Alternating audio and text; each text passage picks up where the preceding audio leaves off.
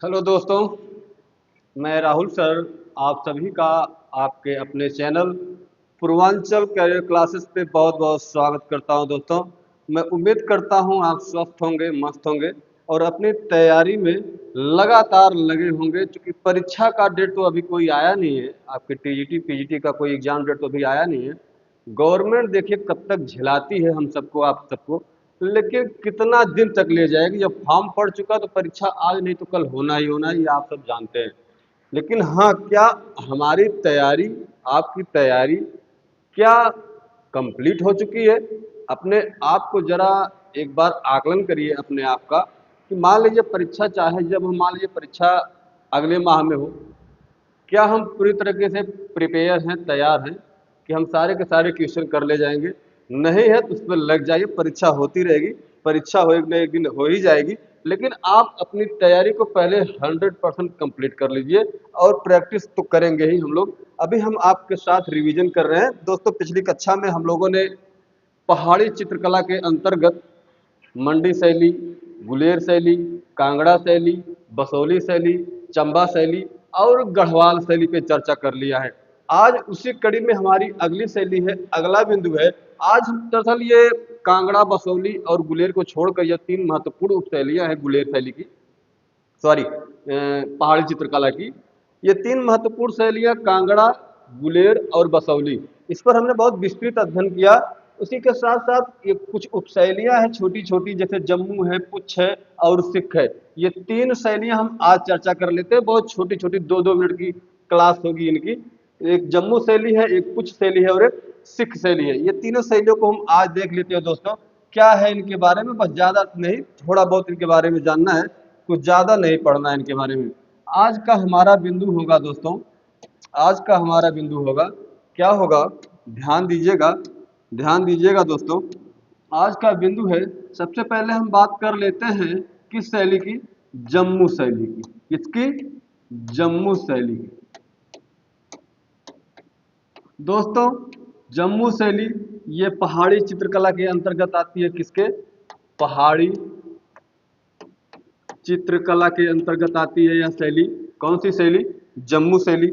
जम्मू शैली के बारे में हमें क्या जानना है? सबसे पहले एक चीज तो ये जानते रहिए जम्मू शैली के बारे में कि यह जो जम्मू शैली है, यह जम्मू शैली, तो अभी शैली की बात हम बाद में करेंगे, लेकिन जो जम्मू नगर है, जम्मू राज्य, जम्मू नामक स्थान है, यह आप देखेंगे कि जब गुलेर जो हमने पढ़ा था ना, गुलेर, वही गुलेर से यह 100 मील दूर स्थित है। कौन? यह जम्मू।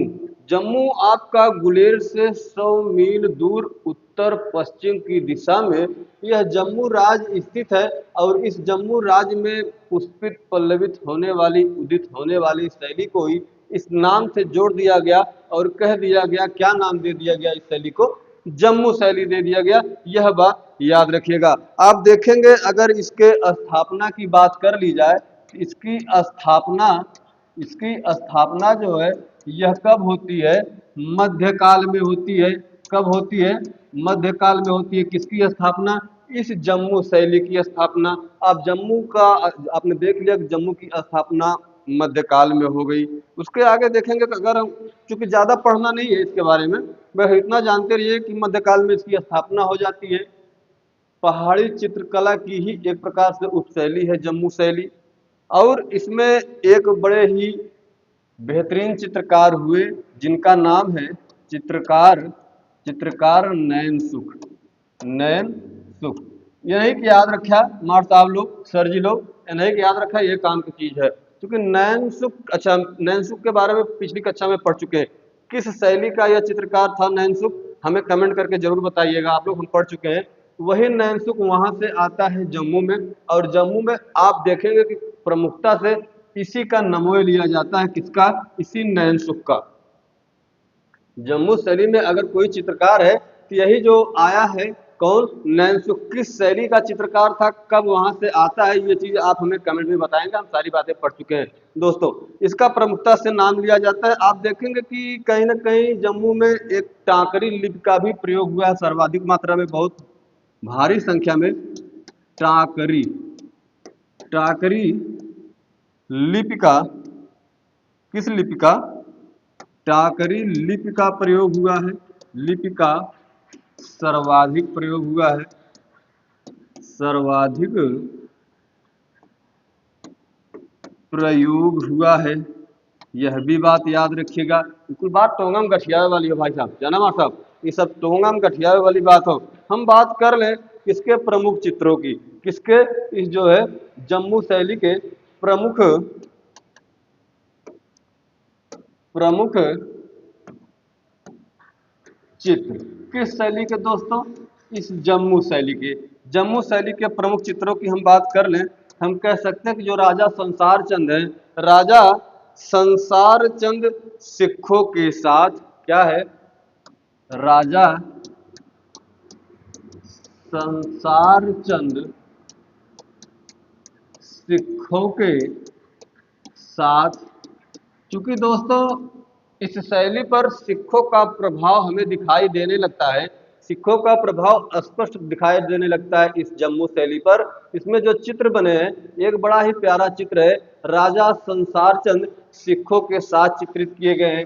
राधा कृष्ण का चित्रकारी किया गया है, राधा कृष्ण का दृश्य या चित्र बना हुआ है किस शैली में? इसी जम्मू शैली में। साथ ही साथ आप देखेंगे बाहु के राजा आनंद देव का भी चित्र इसी शैली में बना है। किसका? बाहु के राजा आनंद देव का चित्र, जो कि बहुत महत्वपूर्ण है, एकदम टोंगम गठियाल है। बाहु के राजा आनंद देव का चित्र, देव का चित्र, यह भी चित्र आपके लिए बहुत महत्वपूर्ण है। कृष्ण और राधा का चित्र, यह भी चित्र महत्वपूर्ण है।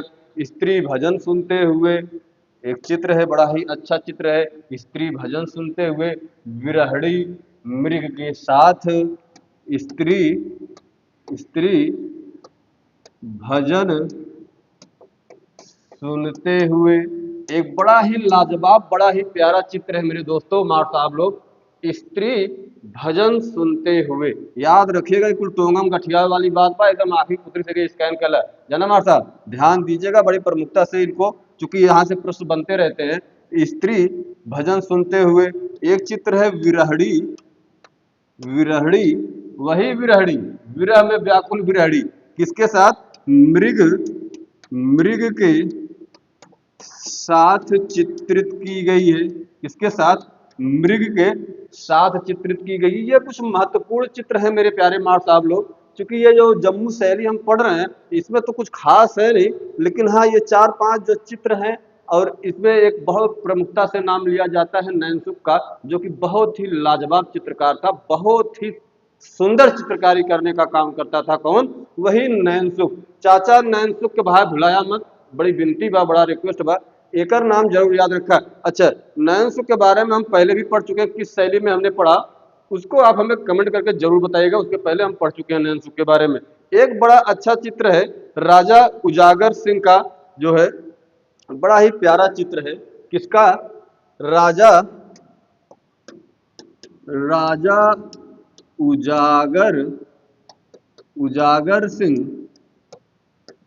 परिचायकों परिचायकों तथा बच्चों के साथ चित्रित किए गए हैं। ये कुछ महत्वपूर्ण चित्र हैं, एक एकदम बढ़िया से याद कर ले जाया। चूंकि जो हमारे टीजीटी और जो पीजीटी वाले भाई हैं, पीजीटी वाले तो एक तरफ से एकदम रट डालें, एक एक पढ़ डालें, एक आध 2 बार क्लास देखिए कुछ याद हो जाए, तो कुछ बहुत खास बात है। एक नाम है इस शैली के अंतर्गत राजा रणजीत सिंह, बड़ा ही पॉपुलर नाम है इस शैली में। क्या नाम है? राजा रणजीत सिंह, राजा रणजीत सिंह। इनाम भैया लोग, मास्टर साहब और मैडम लोग याद रखा, राजा रणजीत सिंह का इस शैली के विकसित होने में बहुत महत्वपूर्ण योगदान रहा है, तथा इन्हीं के समय में आप कह सकते हैं कि इसी राजा रणजीत सिंह के ही समय में यह शैली अपने चरमोत्कर्ष को प्राप्त कर लेती है, यानी चरम पर पहुंच जाती है। किस शैली, कौन सी शैली की बात कर रहे हैं? हम जम्मू शैली की बात कर रहे हैं, ध्यान दीजिएगा। अब हम कह सकते हैं कि जम्मू शैली के बारे में इससे ज्यादा हमें और कुछ जानने की जरूरत है नहीं, इससे ज्यादा कुछ है ही नहीं। अब हम दूसरी शैली बात कर लेते हैं पुच्छ शैली की। किसकी? ध्यान दीजिएगा, पुच्छ शैली इसी पहाड़ी चित्रकला के अंतर्गत आती है। कौन सी शैली? पुच्छ शैली। इसके बारे में भी कुछ ज्यादा नहीं पढ़ना है, बस दो चार लाइन जानते रहिए पुच्छ शैली के बारे में। क्या महत्वपूर्ण बातें हैं आप देखेंगे कि पुच्छ शैली में, अच्छा, पुच्छ नामक स्थान, नगर, ये जो पुच्छ नामक राज्य है, इसकी स्थिति कहाँ है? आप देखेंगे कि यह कश्मीर का एक पड़ोसी राज्य था। किसका? कश्मीर का एक पड़ोसी क्षेत्र है। कौन? यह पुच्छ। आप देखेंगे कि यह जम्मू के उत्तर पश्चिम में स्थित है। जम्मू के उत्तर पश्चिम में स्थित है। कश्मीर का पड़ोसी राज्य है। कौन? पुच्छ। और यहाँ पर पनपने वाली शैली, विकसित होने वाली शैली, पुष्पित पल्लवित होने वाली शैली को ही क्या नाम दे दिया गया? इसी नगर के स्थान के नाम से जोड़कर इसे पुच्छ शैली कह दिया गया। इसकी बड़ी एक अच्छी विशेषता है, इसमें मिश्रित रंगों का प्रयोग भरपूर हुआ है। मिश्रित रंगों का प्रयोग प्रयोग भरपूर हुआ है, बहुत ज्यादा मात्रा में हुआ है। इस बात को याद रखिएगा, क्वेश्चन पूछेगा कि किस शैली में मिश्रित रंगों का, पहाड़ी चित्रकला की किस शैली में मिश्रित रंगों का प्रयोग अधिकाधिक हुआ है? आपको याद रखना है, यही कुछ नाम याद रखेगा। इसमें एक बड़ा ही प्यारा चित्र है, महिला व सेविकाओं को टोपी पहने हुए चित्रित किया गया है। क्या है? महिला व सेविकाओं को टोपी पहनाए चित्रित करेगा, मतलब चित्रों में टोपी पहनाए हैं, टोपी पर, क्योंकि थोड़ा सा सुंदर लगे। हाँ, बात समझा कर भैया हो। महिला व बच्चों। अच्छा, एक चीज और भी याद रखिएगा इसके बारे में, इसमें तो आप जान ही रहे हैं कि महिला व जो सेविकाएं हैं, सेविकाओं को, महिला व सेविकाओं को टोपी पहने चित्रित किया गया है। किस शैली में? इसी पुच्छ शैली में चित्रित किया गया है। आप ध्यान देंगे, इसी पुच्छ शैली के 4 चित्र प्रमुख हैं जो आपके इस, ध्यान दीजिएगा दोस्तों, इसके बारे में भी कुछ ज्यादा नहीं पढ़ना है। पुच्छ शैली के 4 दृश्य, 4 चित्र लाहौर में जो संग्रहालय है वहीं पर संग्रहित है।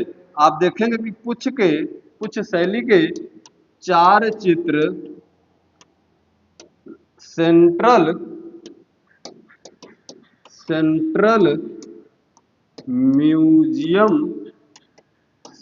म्यूजियम लाहौर में, थोड़ा सा साफ लिख दें,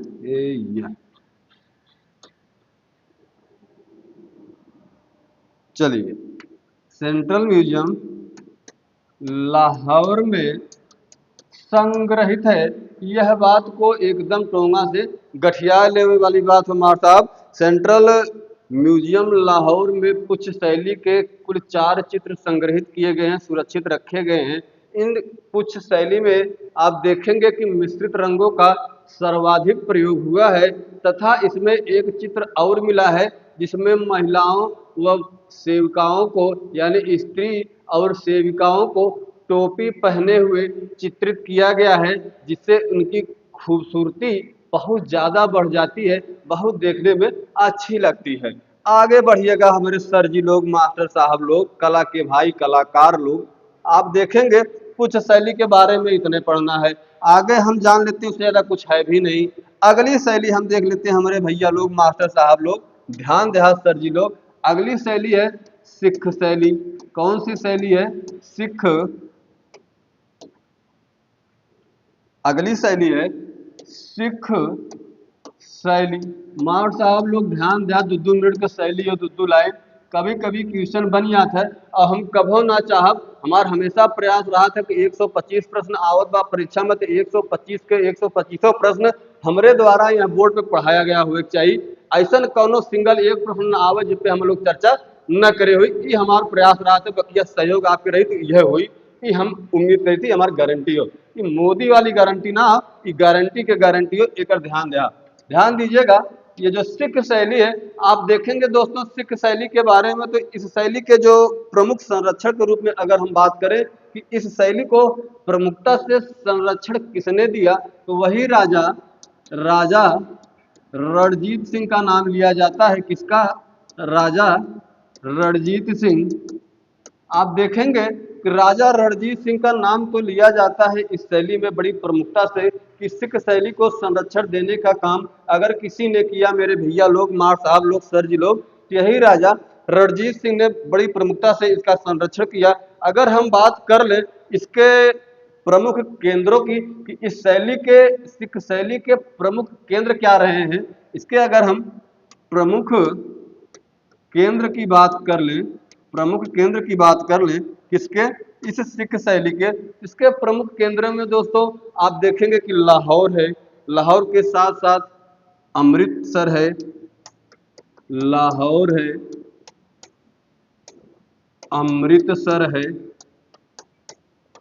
ऊना है, ऊना के साथ साथ आपका कपूरथला है, कपूरथला के साथ साथ पटियाला है, पटियाला है, क्या क्या है? लाहौर है, अमृतसर है, ऊना है, पटियाला है। पटियाला के साथ साथ एक इसका और प्रमुख केंद्र नाम लिया जाता है आनंदपुर का। क्या है? आनंदपुर का। यानी ये जो आनंदपुर है, ऊना है, अमृतसर है, लाहौर है, आपका पटियाला है, कपूरथला है, ये जो स्थान है, ये हमारे मास्टर साहब लोग, मैडम लोग, ये सिख शैली के ये कुल प्रमुख केंद्रों में आते हैं। इस सिख शैली के अगर आपसे कभी भी पूछ ले कि प्रमुख केंद्र निम्नलिखित में से कौन है, तो यही में से रहेगा भैया। एक याद कर लिया, टोंगाम गठिया लिया, चाहे आखिर पुतरी कहीं, एक एकदम स्कैन कर लिया मार साहब लोग। इतने रिक्वेस्ट हो आप लोगों से, इसके बारे में इतना ही तो प्रमुख केंद्र हो गए। अच्छा, इसी के साथ आप देखेंगे कि 1875 ईस्वी में अंग्रेजों ने मेयो स्कूल ऑफ आर्ट की स्थापना कर देते हैं। कब? 1875 में। बहुत महत्वपूर्ण, हालांकि हम आगे इसको पढ़ेंगे, सारे स्कूल कब स्थापना होती है, कौन जो है स्थापना करता है, ये कभी हम एक क्लास ले लेंगे उसकी। तो आगे हम बढ़ते हैं इस शैली में, देखते हैं कि इसके प्रमुख चित्रकार कौन कौन है। इसके प्रमुख चित्रकार किसके? इसी सिख शैली के। सिख शैली के प्रमुख चित्रकारों में हम बात कर ले हमारे प्यारे भैया लोग, तो एक है अल्लाह राम, अल्लाह राम, या एक दूसरे हैं मल्ला राम। क्या हो गया? थोड़ा सा या मल्ला राम, दो नाम। अच्छा, चार नाम मैं बताऊंगा, दो एकदम इतजोन लिख दे है कि एक है अल्लाह बख्श और एक है मल्ला राम। हरि सिंह और कपूर सिंह को आप भूल जाएंगे तो चलेगा, थोड़ा सा मैं इसको स्पष्ट लिख देता हूं। हरि सिंह और कपूर सिंह को नहीं याद रखेंगे तो चलेगा।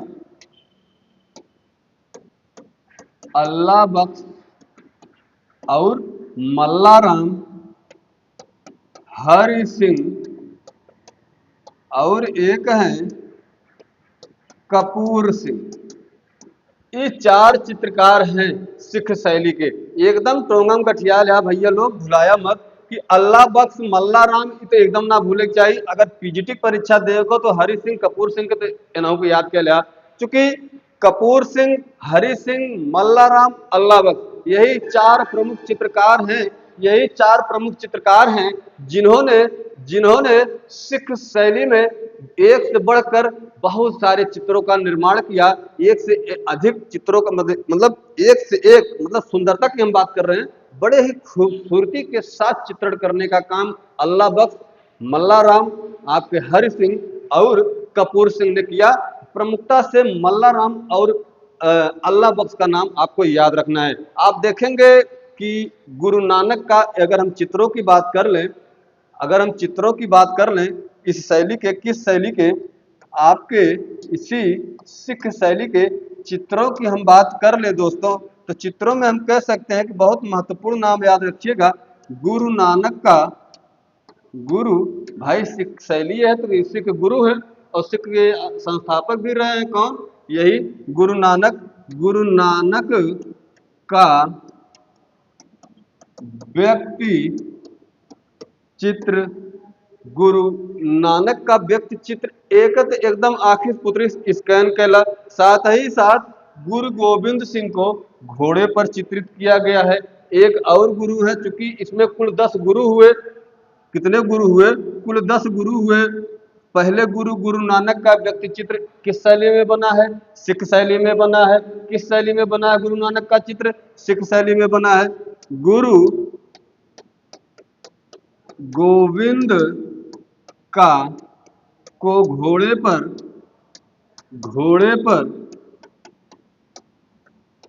सवार चित्रित किया गया है, यानी गुरु गोविंद घोड़े पर सवार है, उसी मुद्रा में उनको चित्रित किया गया है।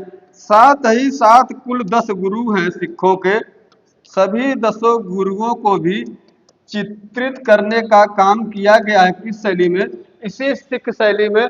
इबतिया एकदम टोंगस गठिया वाली बात आप लोग भूले मत दोस्त, भुलाइए वक्त मामला खराब हो जाए। बस सिख शैली के बारे में भी इतना ही। बस इसी तरह छोटी छोटी 2-3 शैलियां और बची हम अगली कक्षा में ले लेंगे। तब तक के लिए उम्मीद करता हूँ सारी बात आपको समझ में आई होगी। आप पढ़ते रहिए, व्यस्त रहिए, मस्त रहिए।